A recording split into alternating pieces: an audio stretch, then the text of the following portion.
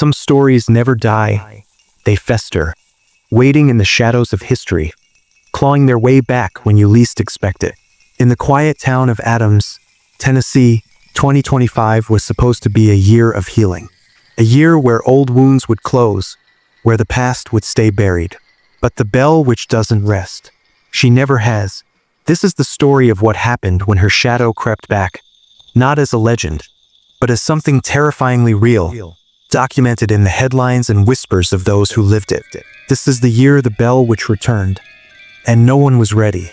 It began in March 2025 at Springfield Baptist Church, a modest brick building on the outskirts of Robertson County. Pastor David Evans, a local born and raised on the chilling tales of the bell which stood at the pulpit, preparing for a routine Sunday service. The air was warm, spring blooming across the rolling hills, but inside the church, a strange unease lingered. Evans had grown up hearing about the bell witch, Kate Batts, they called her, a vengeful spirit who tormented the Bell family from 1817 to 1821.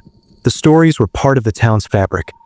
Animal noises in the night, dishes shattering without cause, and John Bell's mysterious death in 1820, blamed on Kate's curse. To Evans, it was just folklore, a sore spot for locals tired of ghost hunters and tourists. But that Sunday, something shifted.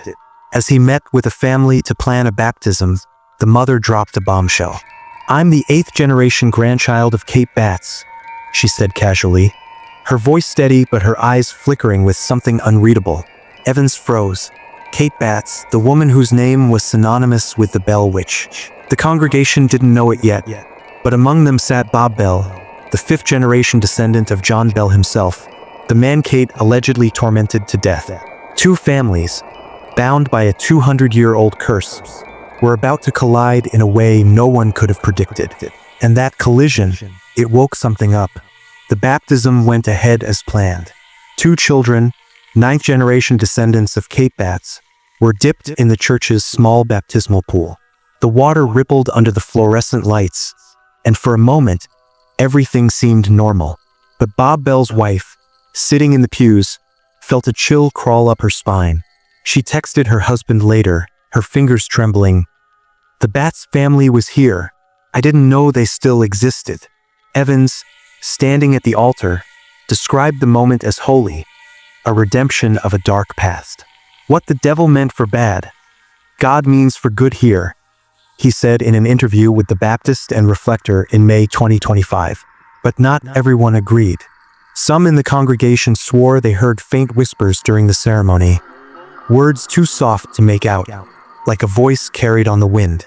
And that night, the church's lights flickered for hours, with no explanation from the power company. The story might have ended there, a curious footnote in a small town's history. But Adams, Tennessee is no ordinary place. The Bell Witch Cave, a jagged scar in the earth near the Red River, has drawn thrill seekers and paranormal investigators for decades. In 2025, it became the epicenter of something far darker. On July 26, 2025, Clarksville Online announced a major event at the Customs House Museum, The Bell Witch in Myth and Mystery, a storytelling session led by Dr. Rick Gregory, a historian and Adams native who'd spent years unraveling the legend. Gregory wasn't just a scholar.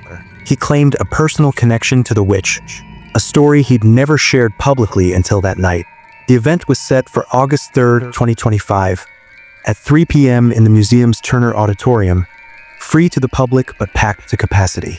People came from across Tennessee, drawn by the promise of new revelations about the witch. They got more than they bargained for. Gregory took the stage, his voice steady but his hands gripping the podium a little too tightly. He began with the facts. The Bell family's torment in the early 1800s, the documented accounts of scratching sounds, disembodied voices, and Kate's alleged murder of John Bell. He cited Captain John R. Bell's 1820 journal, uncovered in 2020, which mentioned hearing about the witch from locals near the Red River. Proof the legend wasn't invented later, as some skeptics claimed. But then Gregory's tone shifted. He spoke of recent reports, whispers from 2025 that chilled the room. Locals had started seeing things near the Bell Witch Cave. Strange lights flickering in the woods, shadows moving without a source. One woman, a park ranger named Sarah Coleman, claimed she'd heard a voice in the cave on July 10, 2025, clear as day, saying, "You shouldn't be here." Sarah quit her job the next day, refusing to return. Gregory paused, his eyes scanning the audience. "I've been to that cave," he said, his voice dropping. "And last month, I heard her too." The crowd shifted uneasily. Gregory went on, recounting his own experience. On June 15, 2025, he'd visited the cave to research his talk. As he stood at the entrance, his recorder, brand new, fully charged, died without warning. Then came the sound, a low, guttural hum, like a voice trying to form words. He played the audio for the audience, a grainy clip later uploaded to YouTube, where it racked up thousands of views. The hum was unmistakable, and at its peak, a single word emerged: "Leave." The room went silent. Some swore they felt the air grow heavier, as if something had followed Gregory from the cave. That night, 3 attendees reported nightmares of a woman's voice whispering their names. One of them, a 19-year-old named Ethan Harper, posted on X, "I can't sleep. It's like she's still here." His post went viral, sparking a wave of 2025 Bell Witch sightings across social media. By August, Adams was buzzing with unease. The Bell Witch Cave, already a hotspot for paranormal tourists, saw a surge in visitors, fueled by Google Trends showing Bell Witch 2025 spiking in searches. But not everyone was chasing thrills.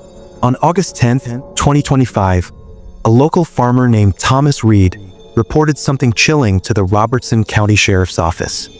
His property, just a mile from the cave, had been plagued by strange occurrences since the spring. His dogs, normally fearless, refused to leave the porch at night, whimpering at the tree line. One morning, he found his fence posts uprooted, arranged in a perfect circle in his field. "No human could have done that overnight," he told deputies. His voice shaking in a recorded interview later leaked online. The creepiest part? A single name was carved into each post: Kate. Thomas hadn't believed in the witch until then. Now he kept a shotgun by his bed. The sheriff's office dismissed it as vandalism, but the town wasn't convinced. Older residents recalled the original legend. Kate Batts, wronged in a business deal with John Bell, had sworn vengeance. Some said her spirit never left, lingering in the cave, the river, the very soil of Adams. Others, like Pastor Evans, saw it as a test of faith. But the events of 2025 were harder to ignore. On September 5, 2025, a group of paranormal investigators from Nashville, led by a woman named Laura Bennett, set up equipment in the Bell Witch Cave. Their live stream, broadcast on YouTube, drew 10,000 viewers before it cut out abruptly. The footage, later analyzed by the channel Dark Historical Stories, showed something inexplicable. At 2:13 a.m., a thermal camera caught a humanoid shape, cold as ice, moving through the cave's narrow tunnels. Laura's voice, panicked, was heard saying, "It's watching us." Then the feed went black. When the team emerged at dawn, Laura was missing. Her backpack was found near the cave's entrance, its straps torn as if ripped apart by force. The search for Laura gripped Adams. Volunteers scoured the woods, while the sheriff's office combed the cave. On September 7, 2025, a deputy found a single clue: a scrap of Laura's notebook, wedged in a crevice deep inside the cave. Scrawled in her handwriting were the words, "She's not gone." The search was called off after a week, with no trace of Laura.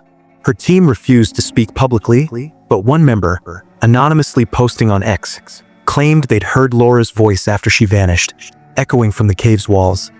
"I'm still here." The post, dated September 10, 2025, sent chills through the online community, with thousands sharing their own Bell Witch encounters.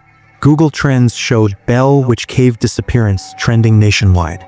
October brought no relief. The annual Bell Witch Fall Festival, advertised on Community's PIRI tincture, simpletix.com, was set to host Spirit, the authentic story of the Bell Witch, on October 16, 2025, at 6 p.m. The event promised a reenactment of the haunting, performed by the Tennessee Theater Company. But rehearsals were plagued by problems. Actors reported feeling watched, their lines interrupted by faint whispers no microphone could catch. On October 12, 2025, the lead actress, playing Kate Batts, quit after waking up with scratches on her arms, despite sleeping alone. The director, Michael Hayes, told a local reporter, "I've done this play for years. This time feels different, like something's angry." The performance went ahead, but attendees reported a heavy, oppressive feeling in the air. One woman claimed she saw a shadow move across the stage, though no one was there. The event, meant to celebrate local history, left the town more divided than ever, some calling it a curse, others a hoax. By December, the bell, which was no longer just a story. On December 20th, 2025, the 205th anniversary of John Bell's death, Ghostwatch.com reported strange occurrences at the Bell Witch Cave. Visitors heard whispering voices, saw flickering lights, and felt sudden drops in temperature. A photographer, Emily Chun, captured an image that went viral. A faint, translucent figure standing at the cave's entrance, its features blurred but unmistakably female. Experts analyzed the photo, unable to debunk it. Emily swore she'd felt a hand on her shoulder as she took the shot, though she was alone. It wasn't human, she told a YouTube channel, her voice trembling. It was her, Kate. The final twist came from an unlikely source. Pastor Evans, reflecting on the year's events, revealed a discovery that shook the town to its core. In November 2025, while researching church records, he found a letter dated 1821, written by a local preacher who'd visited the Bell family during their torment. The letter, buried in Springfield Baptist's archives, described Kate Batts not as a spirit, but as a living woman who'd cursed the Bells after a land dispute. The preacher claimed Kate had practiced dark rituals in the woods, vowing to haunt John Bell beyond the grave. But the real shock was the letter's final line. Her bloodline carries the curse, and it will wake when they meet again. Evans realized the baptism in March, where Batts and Bell descendants stood together, had unknowingly fulfilled that prophecy. The witch wasn't just a ghost. She was a force tied to the living, stirred by the reunion of two cursed bloodlines. As 2025 ended, Adams was a town on edge. The Bell Witch Cave was closed to the public after a second disappearance. A hiker named Daniel Pierce, last seen entering the cave on December 21st, 2025. His camera, found days later, contained a single audio file. A woman's voice, clear and cold, saying, "You can't leave." The sheriff's office sealed the cave, but locals reported hearing screams at night, echoing from the sealed entrance. Pastor Evans held a vigil, praying for redemption, but even he admitted, some things don't want to be redeemed. The Bell Witch is more than a legend now. She's a reminder that some curses don't fade. They wait. If you've ever been to Adams, Tennessee, or felt a shadow move in the dark, let us know in the comments. Because maybe, just maybe, she's listening.